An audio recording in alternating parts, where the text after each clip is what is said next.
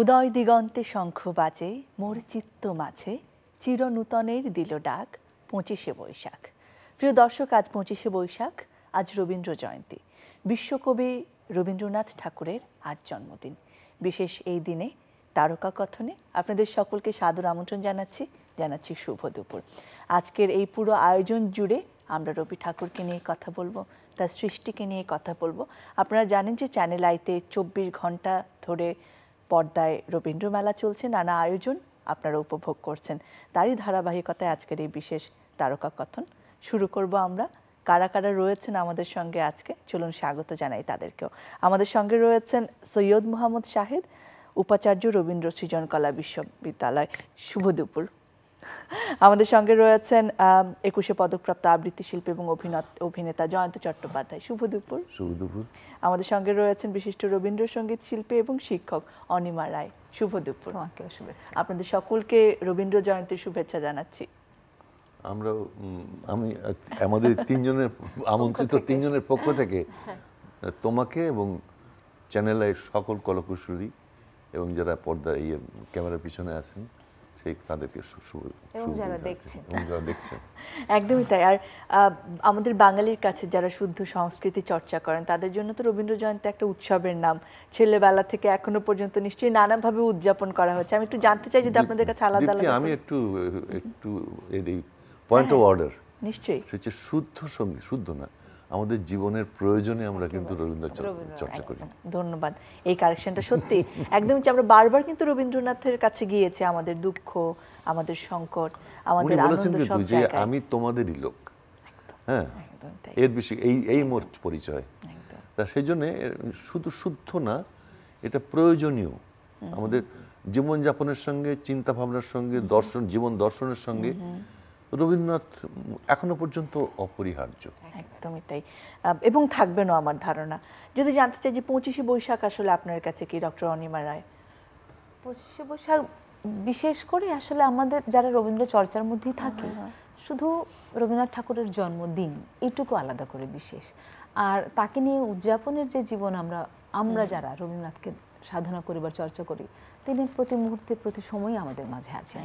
আলাদা করে যেমন চ্যানেলগুলোর বেশি ডাক পড়ে, এইটুকু শুধু টের পাই, কিন্তু আলাদা করে নতুন করে রবীন্দ্রনাথকে এই দিনে বেশি করে মনে করা, বেশি করে শ্রদ্ধা নিবেদন করা তা কিছু নয়। কারণ প্রতিদিনই তাকে প্রণতি জানিয়ে দিনটি শুরু হয়। কারণ পরম বন্ধুর সাথে পথ চলার যে একটি অভ্যেস দীর্ঘদিনের, ও থেকে আসলে চ্যুত হওয়ার একটি মুহূর্ত উপায় নেই, কারণ তিনি রবীন্দ্রনাথ ঠাকুর।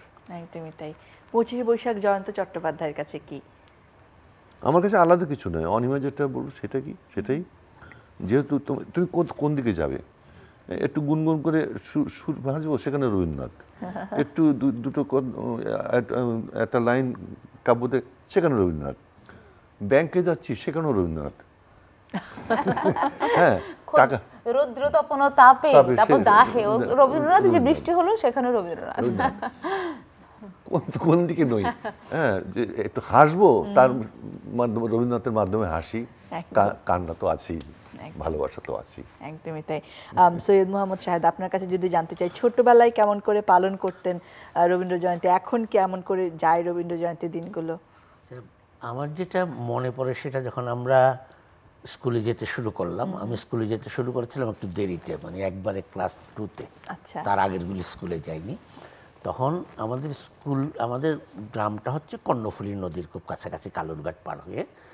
আমাদের এলাকায় তো অনেক পুরনো স্কুল ছিল, পটিয়ার আগে বোয়ালখালীতে।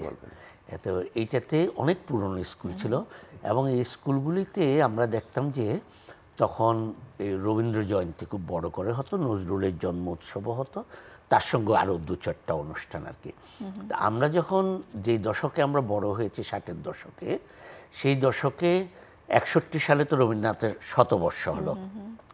এবং এখন আমার মনে হয় যে ওটা ছিল বাঙালির যে একটা আইয়ুব খান আসার পরে কোনো আন্দোলন নাই, বাঙালিত্ব নিয়ে টানাটানি, আমরা আমাদের উৎসব করতে পারছি না, কেবল ভাষাকে অতিক্রম করে এসেছে, কিন্তু থিত হতে পারেনি না। কোনো 58 সালের পরে একটা বিভ্রান্ত এবং সময় ছিল, আপনারও মনে থাকবে।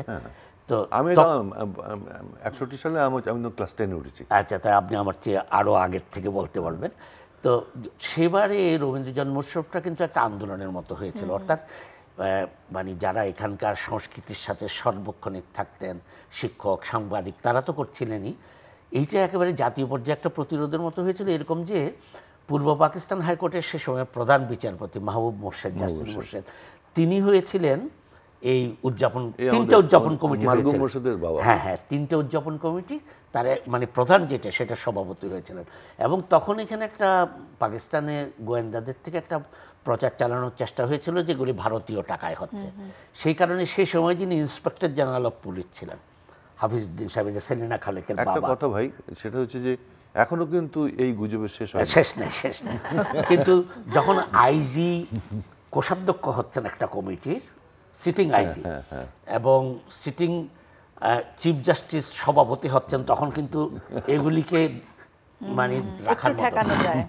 আমার যেটা মনে আছে, এটা খুব আমার জীবনের জন্য একটা গৌরবের ব্যাপার। সেটা হচ্ছে 1961 সালে শুধু ঢাকায় না, গ্রামে গঞ্জেও এটা ছড়িয়ে পড়েছিল। এবং এই রবীন্দ্র জয়ন্তী উপলক্ষে আমাদের গ্রামের বাড়িতে গিয়েছিলেন কাজী মোতাহার হোসেন এবং বেগম সুফিয়া কামাল। 1961-তে কাজী সাহেব আমাদের দেউরিতে ছিলেন, খুব বেড়ার একটা ঘর, এবং আমি ওনার কাছে দাবা খেলা শিখেছিলাম। আচ্ছা, আর সুফিয়া কামাল ভিতরের ঘরে থাকতেন। তো ওইখানে কদুরকিল গার্লস স্কুল, ওইখানে খুব বড় করে তাদেরকে নিয়ে যাওয়া হলো, বিশাল আয়োজন। ওই স্কুলটা অনেক পুরনো, ওখানে প্রাদেশিক অনেক সম্মেলন হয়েছে একটা সময়ে, 30 এবং 40-এর দশকে। এবং সেইখানে তারা গিয়ে রমেশ শীলকে ডেকে নিয়ে এসেছেন। রমেশ শীলের বাড়ি তার পাশেই। উনি তাৎক্ষণিক একটা কবিতা পড়েছেন, কাজী সাহেব তো ওনার মতো মন ভোলা মানুষ, উনি ওনার মতো বলছেন। ওইটা হচ্ছে আমার বড় স্মৃতি আর কি, রবীন্দ্র জন্ম শতবার্ষিকী। তারপর স্কুলে হতো প্রতি বৎসরই। সেখানে একটা মজার কথা বলি, সেটাখানে হচ্ছে তখন তো পাকিস্তানি ভাবটাকে তখনও তো উপরে আনার চেষ্টা হচ্ছে। নজরুলকে সবসময় রবীন্দ্রনাথের মুখোমুখি দাঁড় করিয়ে দেওয়া হতো। ছাত্ররা, আমরা তো ছোট, বুঝতে পারছি না, একজন উঠে বক্তৃতা দিয়ে বললেন যে আসলে তো নোবেল প্রাইজটা নজরুলেরই পাওয়ার কথা ছিল, এটা ষড়যন্ত্র করে রবীন্দ্রনাথকে দিয়ে দেওয়া হয়, ধূত্রর বীজ খাইয়ে ওনাকে পাগল করে দিয়ে। কিন্তু এখন আমি দেখছি যে তখন নজরুলের বয়স হচ্ছে 14 বছর, পুরো হয়নি যখন রবীন্দ্রনাথ দিয়ে পাচ্ছেন আর কি। তো এইটাও একটা ব্যাপার ছিল কিন্তু রবীন্দ্র জয়ন্তীকে নানাভাবে চাপা দেওয়ার। কিন্তু আমাদের এলাকায় স্কুল কলেজগুলিতে আমি দেখেছি যে খুব বড় করে নজরুল জয়ন্তী তো করার চেষ্টা হয় সব এলাকাতেই। তারপর আমরা যখন ঢাকা চলে আসলাম 64 সালে, তারপর তো ছায়ানট ততদিনে তাদের কাজগুলি শুরু করে দিয়েছে। আমার যতটা মনে পড়ে যে এই ধরনের প্রথম আয়োজন হয়েছিল বলদা গার্ডেনে। হ্যাঁ, ওই যে কাঁঠাল পাতার উপর লিখে আমন্ত্রণ জানানো হয়েছিল, এই ধরনের আবছা আবছা স্মৃতি আমার মনে পড়ছে। তারপর তো রমনা পার্কে চলে আসলো। তো সব মিলে আমার মনে হয় যে 60-এর দশকের মানে সংস্কৃতি চর্চা তো বটেই, আমাদের যে বাঙালিত্বের পুনর্জাগরণ, এটা কিন্তু রবীন্দ্র জয়ন্তীর সাথে এবং রবীন্দ্রনাথের সাথে একেবারে জড়িয়ে গিয়েছিল। এটা ভাষা আন্দোলন দিয়ে শুরু। আর আঁতুর ঘর হচ্ছে ভাষা আন্দোলনে, আর এটার পরিণতি 60 দশকের। কিন্তু ওইখানে আমি দাদা যেটা জোর দিই সেটা হচ্ছে 58-তে কিন্তু একটা বড় বিভ্রান্ত সময়, 2-3 বছর কিন্তু আমাদের এখানে যারা পরে অনেকভাবে এগিয়ে এসেছেন তাদেরও অনেকে বিভ্রান্ত হয়ে গেছিলেন। তাদের অনেকে পাকিস্তান সরকার, আইয়ুব খান, বিএনআর, তারপরে Pakistan council on national integration, লেখক সংঘ ইত্যাদি মিলেটিলে কিন্তু একটা বিভ্রান্তি তৈরি হয়েছিল। সেখান থেকে কিন্তু রবীন্দ্র শতবর্ষকে ধরেই আমরা আবার বেরিয়ে এসেছিলাম। ব্যাপারটা এরকম যে রবি ঠাকুর আমাদের সংস্কৃতির সাথে এমন ভাবে জড়িয়ে আছেন, বাঙালি সংস্কৃতির সাথে, যে এই সংস্কৃতি আঘাত আনা মানেই হচ্ছে রবি ঠাকুরের উপরও আঘাত আনা। না, বিষয়টা হচ্ছে কি, আমি একটু বলতে পারি? জি জি।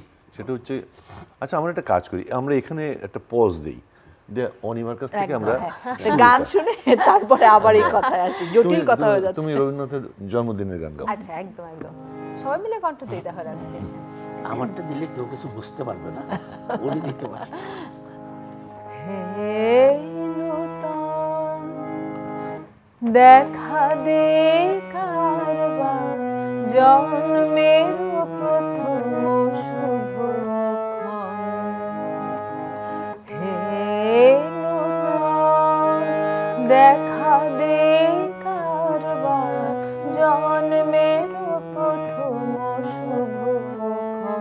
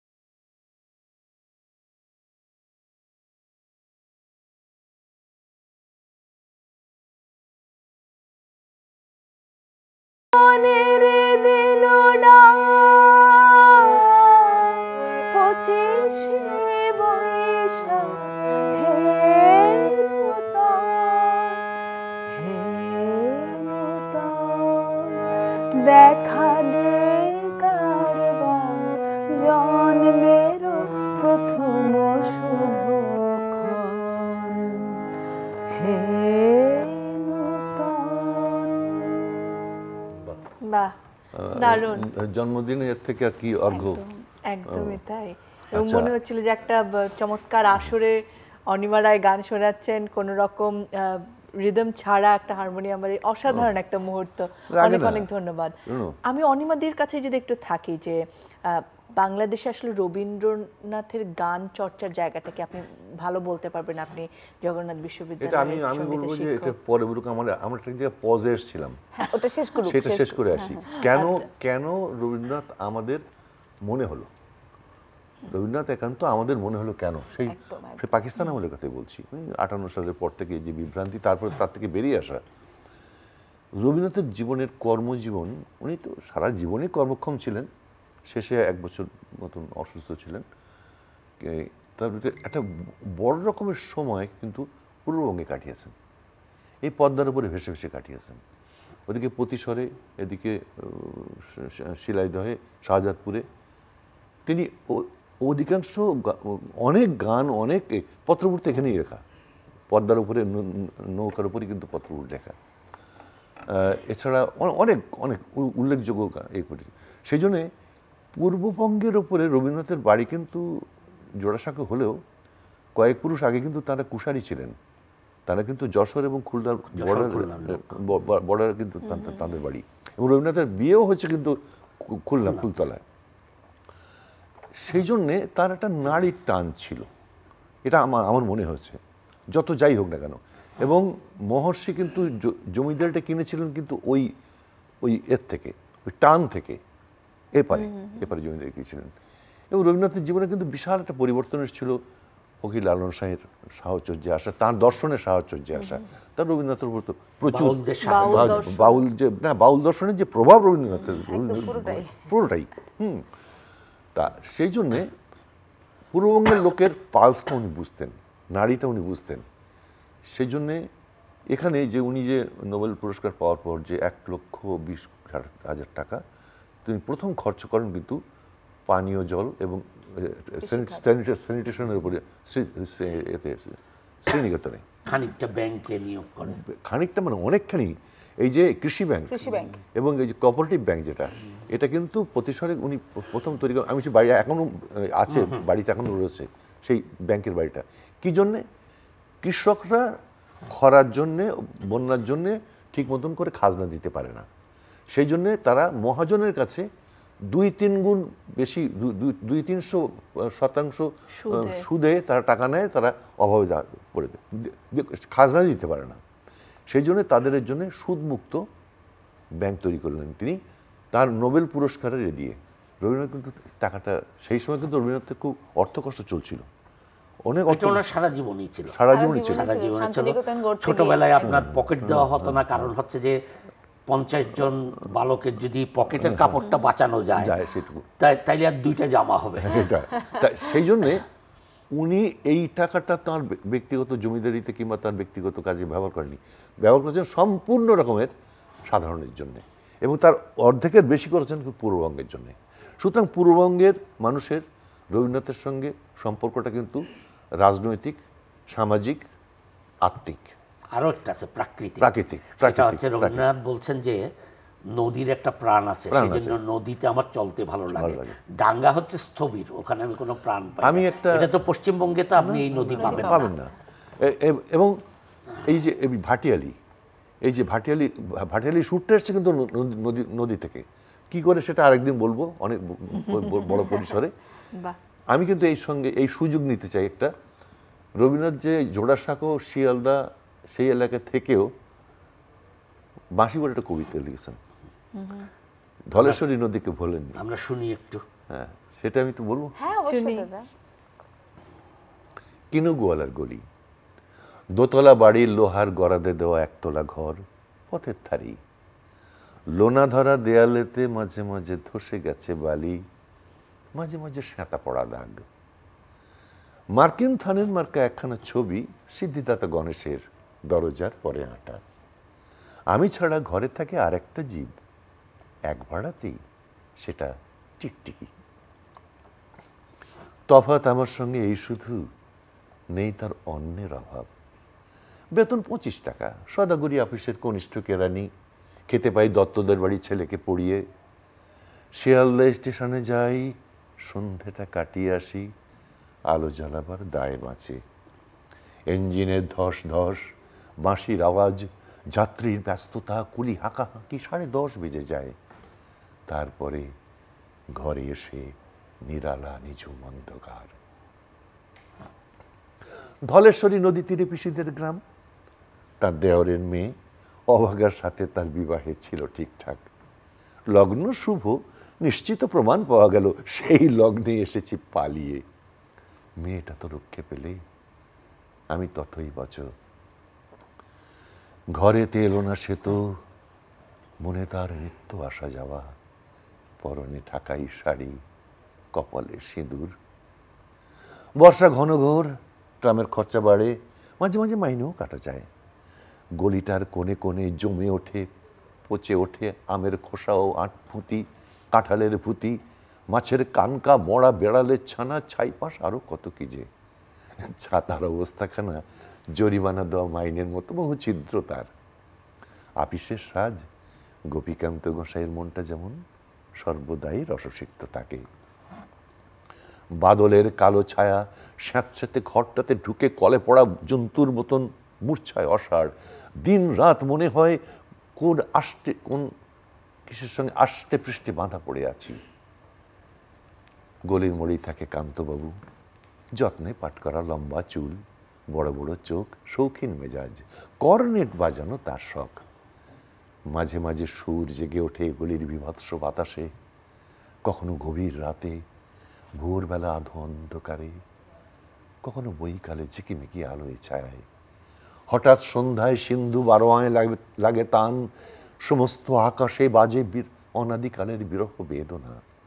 তখনই মুহূর্তে ধরা পড়ে এই গলিটা ঘোর বিছে, দুর্বিষহ মাতালের প্রলাপের মতো। হঠাৎ খবর পাই মনে, আকবর বাদশার সঙ্গে হরিপদ কেরানির কোনো ভেদ নেই। বাঁশির করুণ ডাক বেয়ে ছেঁড়া ছাতা রাজচ্ছত্র চলে গেছে এক বৈকুণ্ঠের দিকে। এ গান যেখানে সত্য, অনন্ত গোধূলি লগ্নে সেইখানে বহি চলে ধলেশ্বরী। তীরে তমালের ঘন ছায়া, আঙিনাতে যে আছে অপেক্ষা করে, তার পরনে ঢাকাই শাড়ি, কপালে সিঁদুর। বাহ, এই কবিতাটা এমনিতেই এত পছন্দের, আর কি মায়ের পড়লেন জয়ন্তদা। এটা হচ্ছে রবীন্দ্রনাথের পূর্ববঙ্গ প্রীতি এবং আমাদের পাওনা। এবং পূর্ববঙ্গের অসাধারণ মানুষরাও- গানও লিখেছেন। এই গান কবিতাটা পাঠ করতে করতে আমার কেন আমি কান পেতে রয়ে এবার বাংলা লিখি। এই গানটা তাহলে আমরা শুনবো। তবে যে ব্যাপারটা বলছিলাম আমি, যে পূর্ব বাংলার মানুষও কিন্তু রবি ঠাকুরকে অনেক ভালোবাসা দিয়েছেন। এই যে আমরা অন্তরের মানুষ করেই তাকে রাখি, এবং চর্চার জায়গাটিতেও উনি আমরা বলছিলেন যে 1958 সালে যে আইয়ুব খান সামরিক আইন জারি করে যে ক্ষমতা নিয়ে নিল, তখনই তো ফুসে উঠলো বিষয়টা। কনফিউজিং অবস্থা থেকে বেরিয়ে এসেছে তো কয়দিন, মাত্র 3 বছরের মধ্যে। একদম। তো এবং এটা যুগে যুগে এবং সময়ে এত সময়ে বড় এরকম মানুষরা এত বড় থাকেন যারা সামরিক আসলে- নিপীড়নের মধ্যে কতিপয়, ঢাকা শহরের কতিপয় এবং মফস্বল শহরে 2-4 জন, তারা তো পারলো না শেষ পর্যন্ত তো ছায়ানট শেষ পর্যন্ত সেই বলদা গার্ডেনে এবং ওরা করে ছাড়লো। ওরা আবার চেষ্টা করেছিল 67-তে সম্ভবত, 67 রবীন্দ্রসঙ্গীত তখন টেলিভিশন এসে গেছে, রবীন্দ্রসঙ্গীত গাওয়া যাবে না, রেডিওতে ইত্যাদি ইত্যাদি। তখন কিন্তু ঢাকা বিশ্ববিদ্যালয়ে বাংলা বিভাগের নেতৃত্বে এই যে প্রথম যে একটা বিবৃতি দিয়ে যে তারপরেও নিশ্চয়ই স্বীকার করবেন যে সময়ে সময়ে এমন মানুষরা আছেন যারা বাংলাদেশের রবীন্দ্রসঙ্গীত চর্চাকে এগিয়ে নিয়ে গেছেন, এবং সেই সমস্ত মানুষদেরকে আপনারা জানেন যে চ্যানেল আই প্রতি বছর যে রবীন্দ্র মেলা হয় সেখানে সম্মাননা দিয়ে থাকেন, আজীবন সম্মাননা। কিন্তু আমাদের যারা পায়োনিয়ার, ডক্টর রেজওয়ানা চৌধুরী বন্যা পেয়েছেন, সাদি মোহাম্মদ পেয়েছেন, কলিমুল্লাহ শরাফি পেয়েছেন, এবং এর ধারাবাহিকতায় এই বছরে কিংবদন্তি রবীন্দ্রসঙ্গীত শিল্পী পাপিয়া সারওয়ারকে আমরা এই আজীবন সম্মাননা প্রদান করেছি। তবে আপনারা নিশ্চয়ই জানেন যে তিনি আসলে শারীরিকভাবে ভীষণ অসুস্থ এবং তিনি এই সময়ে হসপিটালে ভর্তি আছেন। কিন্তু যে মানুষটি একটা দীর্ঘ সময় বাংলাদেশে সেই যে স্বাধীনতার পর পর শান্তিনিকেতন থেকে শিক্ষা নিয়ে ফিরে এসে রবীন্দ্রসঙ্গীত চর্চার যে যাত্রা, সেটিকে আমরা সাধুবাদ জানাতে চাই। আমরা সেই সম্মাননা নিয়ে তার কাছে হসপিটালে গিয়েছিলাম, সেই মুহূর্তটা আমরা চলুন দেখে আসি দর্শকদের সাথে নিয়ে।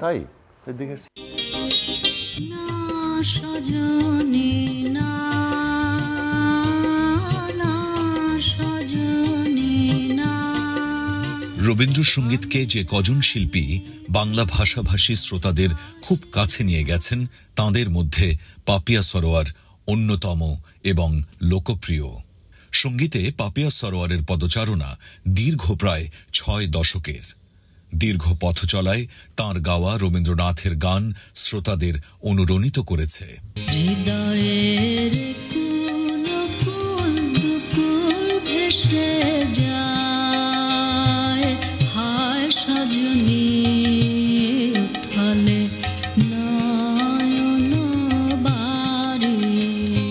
পাশাপাশি শ্রোতাপ্রিয় হয়েছেন আধুনিক গান গেয়েও।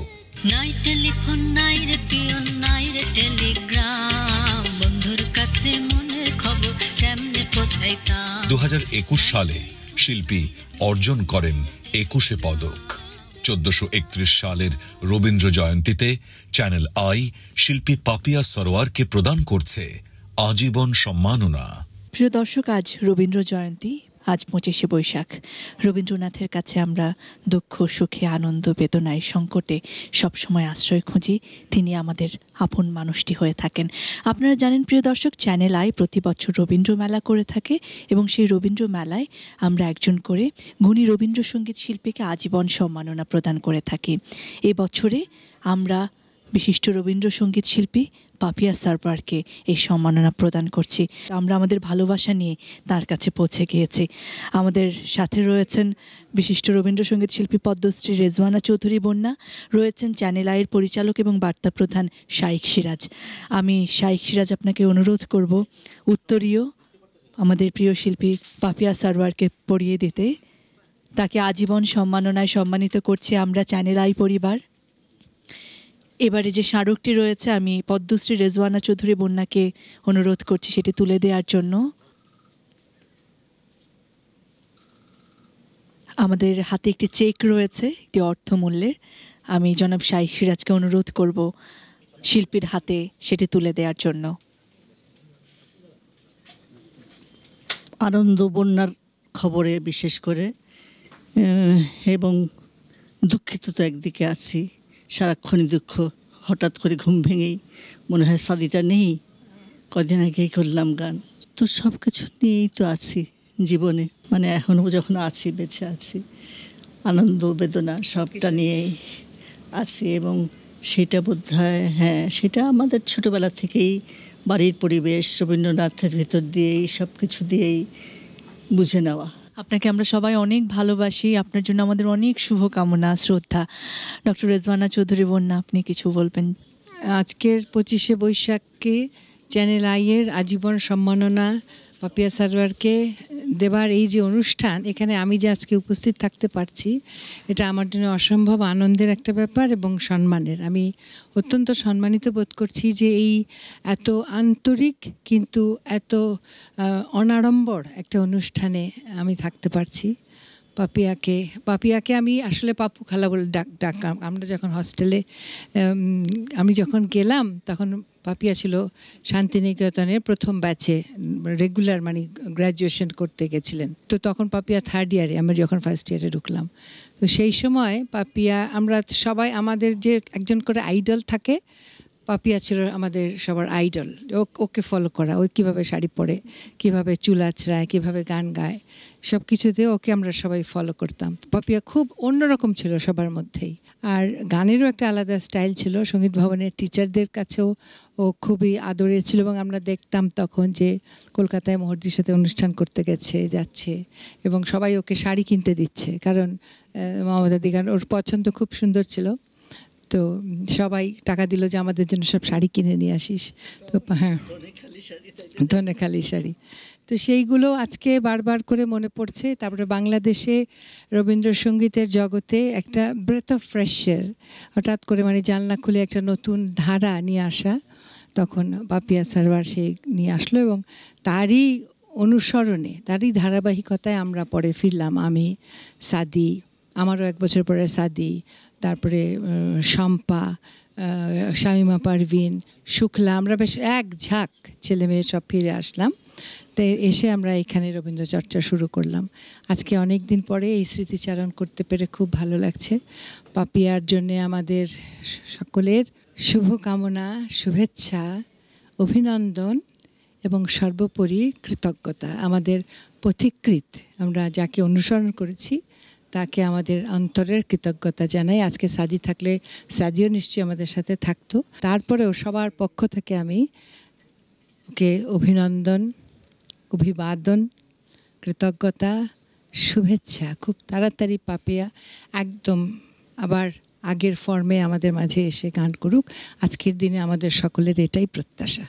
একদমই তাই। দারুণ বললেন যে শুধুমাত্র কণ্ঠে যে গান গেয়েছেন তার পাশাপাশি বাংলাদেশে রবীন্দ্র চর্চার ক্ষেত্রে তার যে অবদান, তাকেই আজকে আমরা সম্মান জানাচ্ছি। আমাদের মাঝে রয়েছেন চ্যানেল আইয়ের পরিচালক এবং বার্তা প্রধান জনাব শাইখ সিরাজ। আপনাকে কিছু বলার জন্য অনুরোধ করছি।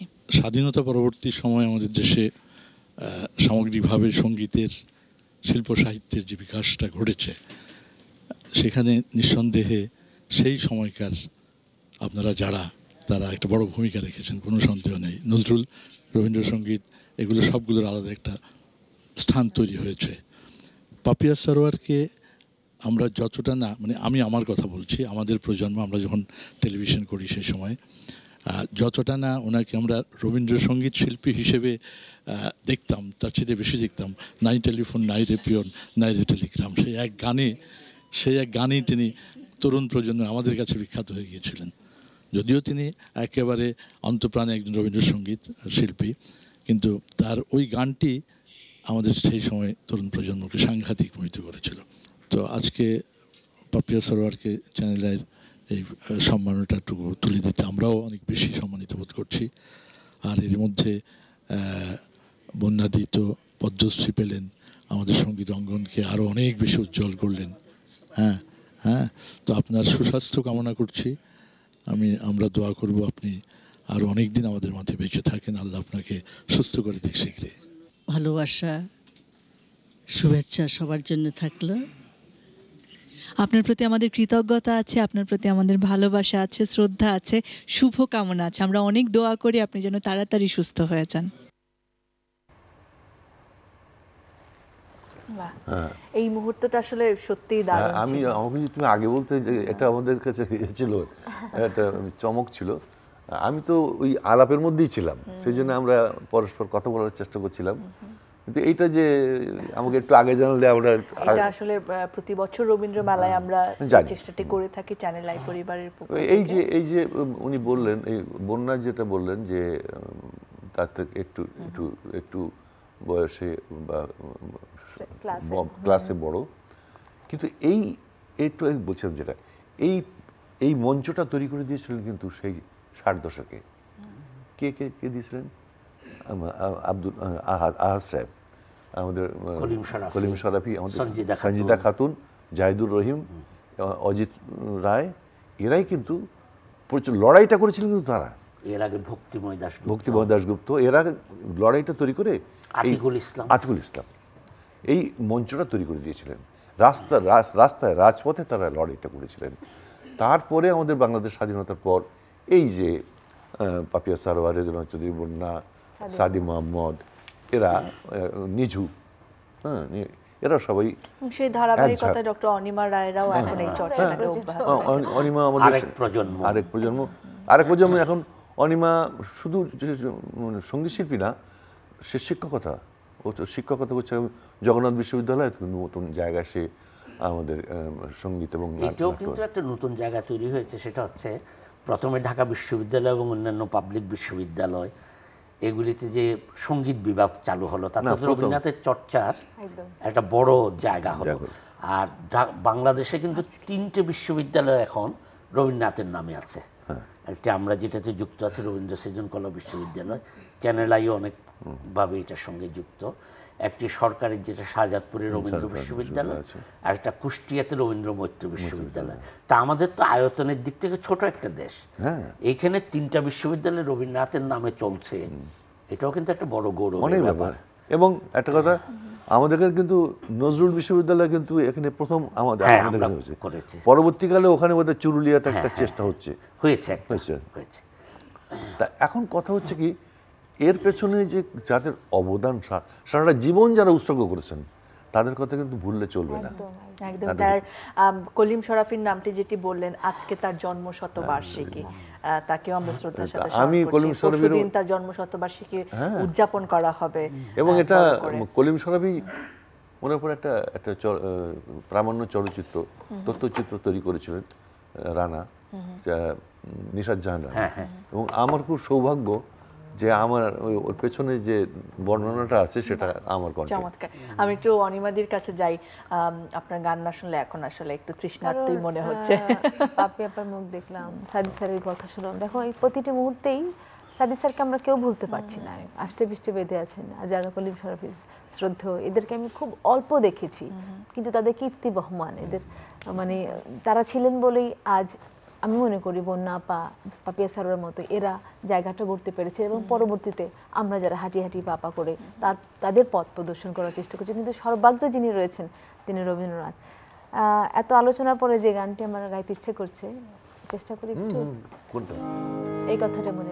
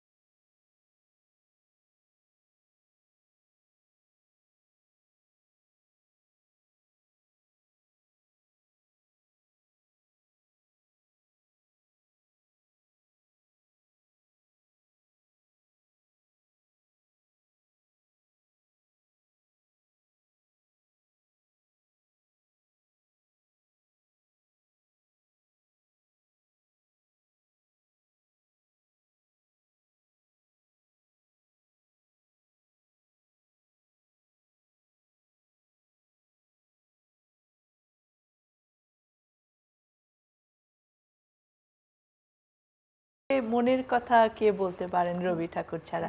দিদি, আপনার কাছে একটু জানতে চাই যে আপনি তরুণ প্রজন্মকে নিয়ে আপনার অনেক কাজ করা হয় পেশাগত জায়গায়, এবং পাশাপাশি আপনি সুরবিহার নামে আপনার একটি সঙ্গীত শিক্ষা প্রতিষ্ঠান রয়েছে। তরুণ প্রজন্মের মাঝে রবীন্দ্রনাথের চেতনা কেমন দেখতে পান, বা তারা আগ্রহী কিনা, কি মনে করেন? তারা আগ্রহী, কিন্তু চেতনা কতটুকু বুঝে তারা আগ্রহী সেটা আমি বুঝতে পারা কঠিন। কারণ এই সময়টা এত একটা মানে বিক্ষিপ্ত সময়, ওরা আসলে মানে আমরা চেষ্টা করে যাচ্ছি যারা রবীন্দ্রনাথকে নিয়ে পড়তে আসছে, ধরো তার মধ্যে আমি মনে করি 40 থেকে 50% রবীন্দ্রনাথকে ভালোবেসে আসছে যারা অনার্স মাস্টার্স করতে আসছে, আর বাকিরা হয়তো পাবলিক ইউনিভার্সিটিতে পড়ার একটা সুযোগ পেয়েছে, এই সকল কারণেও আসে। কিন্তু রবীন্দ্রনাথকে বোধের সাথে বা চেতনায় সন্নিবেশন করার দায়িত্ব কিন্তু শুধু বিশ্ববিদ্যালয়ের প্রতিষ্ঠানের নয়, এটা একদম সামগ্রিকভাবে পরিবারের। যে পরিবারগুলোতে রবীন্দ্রনাথের গান শোনার চর্চা বা নাই হোক, গান শোনার অভ্যেস আছে, বই পড়ার সুযোগটি রয়েছে, কিছু গীতবিতানটি আছে, সেই পরিবারের শিশুরা যেমন মা যেমন করে চলে, মেয়েরা কিন্তু তেমনি করে চলতে চায়, বা পরিবারের বাবার মতো করেই ছেলেটি হয়।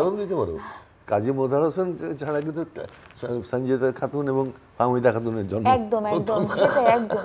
সেক্ষেত্রে ওইখানটাতে খানিকটা খামতে আমি কেমন যেন, এখন আমার থেকে আমার সিনিয়র আরো ভালো বলতে পারবেন, তবে আমার দেখা যেটা আমরা বড্ড বেশি আসলে, এটা একটু কষ্ট হয় বলতে, কিন্তু সবাই নয়, খানিকটা যে আমরা অনেক নিজেদেরকে প্রতিষ্ঠা করার চেষ্টায় আমরা অনেকটা লিপ্ত হয়ে যাই, কারণ এত চ্যানেল, এত মোহ, এত কিছু।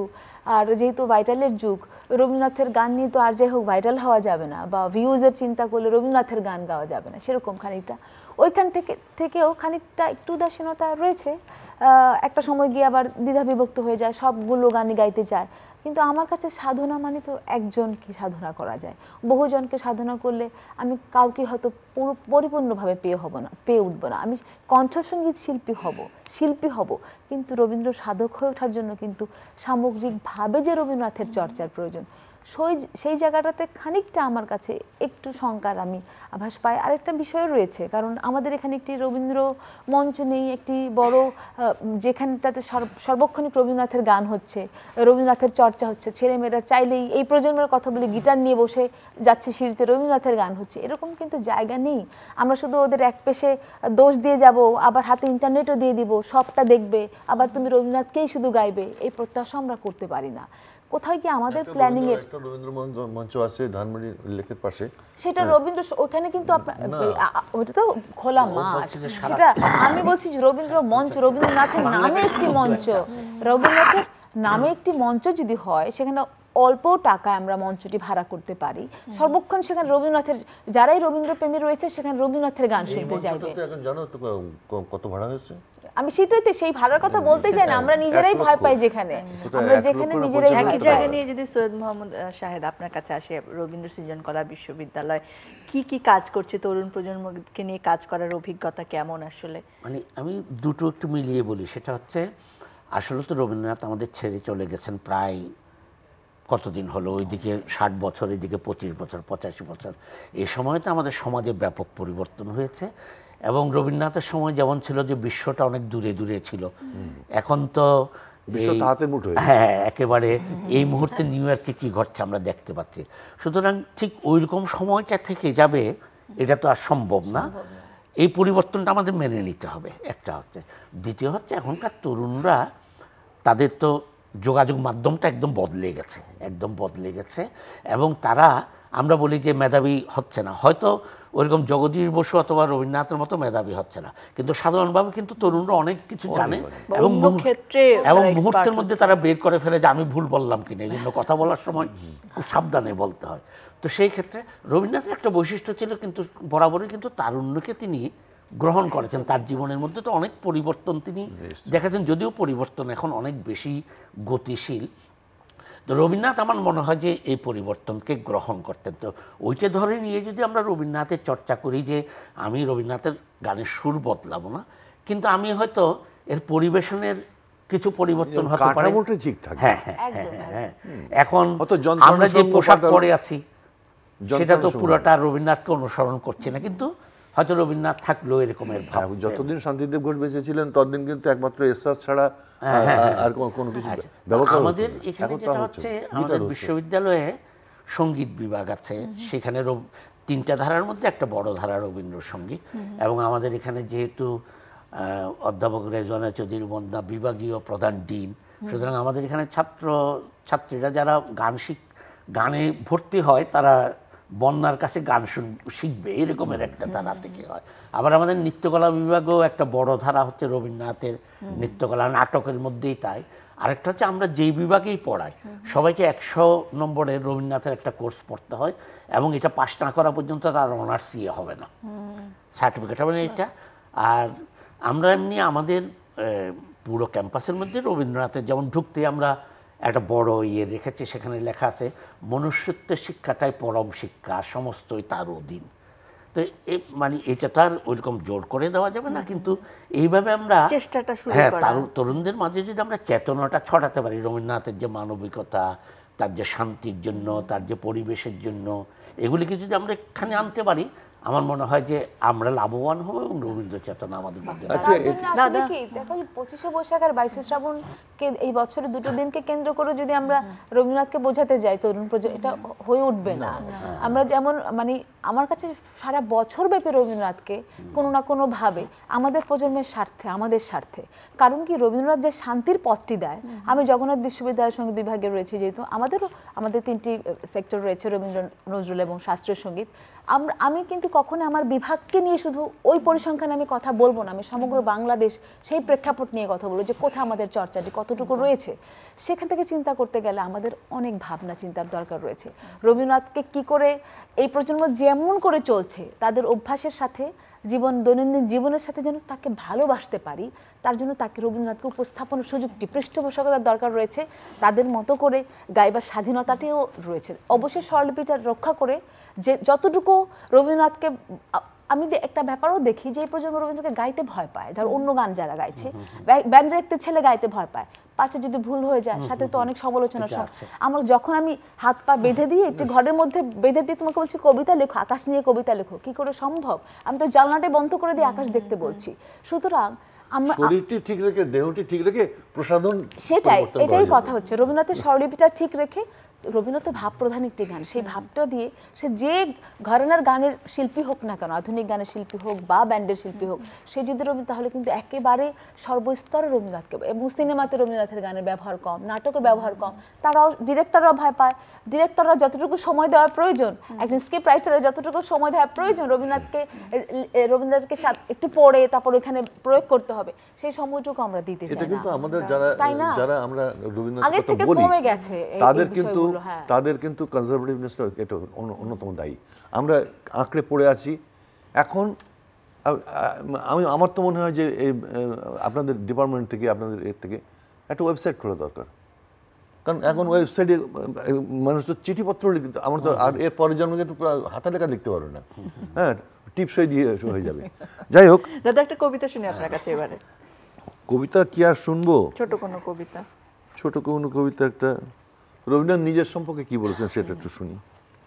অনেক কথাই বলেছেন, এখন আমি এই সমুদ্রের মধ্যে আর কি একটা বিন্দু। আমারই চেতনার রঙে পান্না হলো সবুজ, চুনি উঠল রাঙা হয়ে, আমি চোখ মেললুম আকাশে, জ্বলে উঠল আলো পূবে পশ্চিমে, গোলাপের দিকে চেয়ে বললুম সুন্দর, সুন্দর হলো সে। তুমি বলবে এ যে তত্ত্ব কথা, এ কবির বাণী নয়। আমি বলবো এ সত্য, তাই এ কাব্য। এ আমার অহংকার, অহংকার সমস্ত মানুষের হয়ে, মানুষের অহংকার পটেই বিশ্বকর্মার বিশ্বশিল্প। তত্ত্বজ্ঞানী জপ করছেন নিঃশ্বাসে প্রশ্বাসে, না না না, না পান্না, না চুনি, না আলো, না গোলাপ, না আমি, না তুমি। ওদিকে অসীম যিনি, তিনি স্বয়ং করছেন সাধনা মানুষের সীমানায়, তাকেই বলে আমি। সেই আমির গহনে আলো আঁধারের ঘটল সঙ্গম, দেখা দিল রূপ, জেগে উঠল রস, না কখন ফুটে উঠল হলো হা মন্ত্রে, রেখায় রঙে সুখে দুঃখে। একে বলো না তত্ত্ব, আমার মন হয়েছে পুলকিত, বিশ্ব আমির রচনার আসরে, হাতে নিয়ে তুলি, পাত্রে নিয়ে রং। পণ্ডিত বলছেন বুড়ো চন্দ্রটা নিষ্ঠুর চতুর হাসি তার, মৃত্যুদূতের মতো গুঁড়ি মেরে আসছে সে পৃথিবীর পাঁজরের দিকে। একদিন দেবে চরম টান তার সাগরে পর্বতে, মর্তলোকে মহাকালের নূতন খাতায় পাতা জুড়ে নামবে একটা শূন্য, গিলে ফেলবে দিন রাতের জমা খরচ, মানুষের কীর্তি হারাবে অমরতার ভান, তার ইতিহাসে লেপে দেবে অনন্ত রাত্রির কালি। মানুষের যাবার দিনের চোখ বিশ্ব থেকে নিকিয়ে নেবে রং, মানুষের যাবার দিনে মন ছানিয়ে দেবে রস, শক্তির কম্পনে চলবে আকাশে এরকম বলছে কেন, এই সে ভবিষ্যৎবাণী করছেন, শক্তির কম্পন চলবে আকাশে আকাশে, জ্বলবে না কোথাও আলো, বিনাহীন সভায় যন্ত্রীর আঙুল নাচবে, বাজবে না সুর। সেদিন কবিত্বহীন বিধাতা একা রবেন বসে নীলিমাহীন আকাশে, ব্যক্তিত্বহারা অস্তিত্বের গণিত তত্ত্ব নিয়ে। তখন বিরাট বিশ্বভুবনে দূর দূরান্তে অসংখ্য অনন্ত লোকে লোকান্তরে এ বাণী ধ্বনিত হবে না কোনোখানেই, তুমি সুন্দর, আমি ভালোবাসি। প্রলয় সন্ধ্যায় বিধাতে কি আবার বসবেন সাধনা করতে যুগ যুগান্ত ধরে? প্রলয় সন্ধ্যায় জপ করবেন, কথা কও, কথা কও, বলবেন বলো তুমি সুন্দর, বলবেন বলো আমি ভালোবাসি। ব্যাপারটা কিন্তু এইখানে আজকে যে ঘটছে, রবীন্দ্রনাথ কিন্তু 100 বছর আগে বলে গেছে যে যন্ত্রী যন্ত্র নিয়ে বাজবে, থাকবে না সুর। বিশ্ব ব্রহ্মাণ্ডে কিন্তু যন্ত্রের ঝঞ্ঝনানি চলবে, অস্ত্রের ঝঞ্ঝনানি চলবে, প্রযুক্তির ঝঞ্ঝনানি চলবে, সুরটি যাবে ছিঁড়ে। সেই জন্যে বিধাতা কি আবার বসবেন এই সুর সৃষ্টি, নতুন সুরের সৃষ্টি করার জন্য? অবশ্যম্ভাবী। আমার ডাইনোসরদের যুগ চলে গেছে, তারপর কিন্তু আবার তো মানুষের সমাজ এসছে, সভ্যতা এসছে, আবারও তো আরেকটা প্রলয়ের পর হয়তো আবার নতুন করে প্রলয়, মানে আমি কি চিন্তার ক্ষেত্রে প্রলয় বলছি, চিন্তার ক্ষেত্রে প্রলয়, দর্শনের ক্ষেত্রে প্রলয়। বড় হচ্ছে মানুষের উপর বিশ্বাস, যে মানুষের উপর বিশ্বাস হারানো পাপ, মানে তিনি একেবারে মানুষের উপর বিশ্বাস রেখেই চলতে চেয়েছেন। এবং সকল সময়ে রবীন্দ্রনাথ আসলে সমানভাবে সত্য হয়ে আছেন আমাদের জীবনে। ভীষণ ভালো একটা সময় কাটলো আপনাদের তিনজনকে নিয়ে। আমারও খুব ভালো সময় কাটলো। এই আমি তো জানতাম না, মানে এখানে আসতে হবে জানতাম না, চ্যানেলের সঙ্গে আমার একটা এমন একটা সম্পর্ক যে ওর ছুঁড়ি তোর বিয়ে বললো আমাকে দৌড়ে আসতে হবে, ভালোবাসার টানে। এমন একটা দিনে আমরা এসেছি তিনজনে। অনিমা আমার তো অত্যন্ত কাছের মানুষ, ওনার সঙ্গে আমার আলাপ হলো, ঘনিষ্ঠতা শুরু হবে আজকে থেকেই। তাই আমরা আমাদেরকে এরকম একটা পবিত্র দিনে, এরকম একটা উল্লেখযোগ্য দিনে আমরা একসঙ্গে হতে পেরেছি। চ্যানেল আই দর্শকদের সামনে আমরা বসে কথা বলতে সুযোগ করে দিয়েছেন চ্যানেল আই কর্তৃপক্ষ, তার জন্য তাদের ধন্যবাদ। তিনজনকে ধন্যবাদ। দিদির গান শুনতে শুনতে বিদায় নেব, আমার দর্শকদের থেকে আগে বিদায় নিয়ে আসি। প্রিয় দর্শক, আপনাদের আশা করছি আমাদের মতোই ভালো লেগেছে আজকের এই আয়োজন। চ্যানেল আইতে পর্দা জুড়ে রবীন্দ্র মেলা চলছে, আরও নানা আয়োজন আপনাদের জন্য সাজানো হয়েছে, নিশ্চয়ই আপনারা উপভোগ করবেন, আমাদের সাথে থাকবেন। আজ গান শুনতে শুনতে বিদায় নিচ্ছে ফ্রেশ প্রিমিয়ামটি তারকা কথন থেকে। যে মহারাজের জন্মদিন, সেই মহারাজকে মহারাজ একে সাজে এলে হৃদয় পুরো মাঝে, চরণ তলে কোটি শশী সূর্য মরে লাজে, মহারাজ একে সাজে গর্ব সব টুটিয়া মূর্ছি পড়ে লুটিয়া, গর্ব সব টুটিয়া মূর্ছি পড়ে লুটিয়া, সকল মম দেহ মন বীণা সমবাজে, মহারাজ একে সাজে একি পুলক বেদনা বহিছে মধুবায়ে, কাননে যত পুষ্প ছিল ফেলিল তব পায়ে, একি পুলক বেদনা বহিছে মধুবায়ে, কাননে যত পুষ্প ছিল ফেলিল তব পায়ে, পলক নাহি নয়নে হেরি না কিছু ভুবনে, পলক নাহি নয়নে, হেরি না কিছু ভুবনে, নিরখি শুধু অন্তরে সুন্দর বিরাজ, মহারাজ একি সাজে, এলে হৃদয় পুরো মাঝে, চরণ তলে কোটি শশী সূর্য মরে লাজে, মহা